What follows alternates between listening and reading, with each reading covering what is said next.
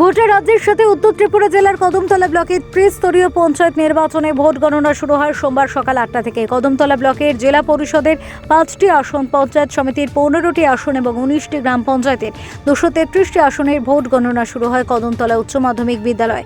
মোট 18টি টেবিলে শুরু হয় গণনা প্রক্রিয়া। উল্লেখ্য, কদমতলা ব্লকের অন্তর্গত 19টি গ্রাম পঞ্চায়েতের মধ্যে 15টি পঞ্চায়েত দখল করতে সক্ষম হয় শাসক দল বিজেপি। দুটির দখল নেয় সিপিআইএম এবং দুটিতে ইন্ডিয়া জোট। পঞ্চায়েত সমিতির আসন ছিল 15টি, যার মধ্যে 13টিতে জয় ছিনিয়ে নেয় বিজেপি, দুটি যায় সিপিআইএম এর ঝুলিতে।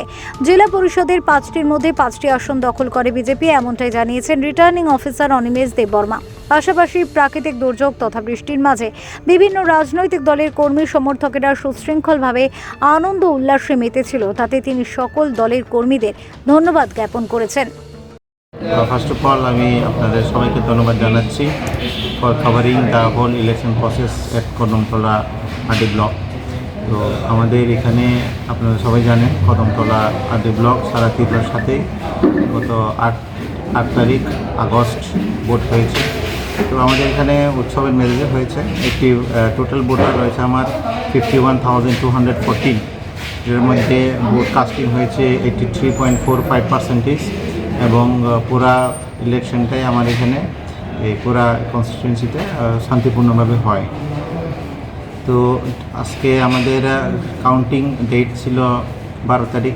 তো 12 তারিখ থেকেই আমাদের সকাল 8টা থেকেই আমাদের কাউন্টিং স্টার্ট হয়।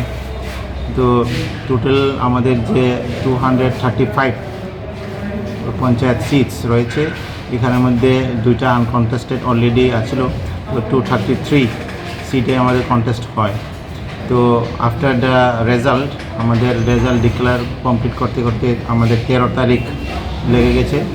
তো আমাদের এন্ড অফ দ্য ডে সবটাই কাউন্ট হয়েছে।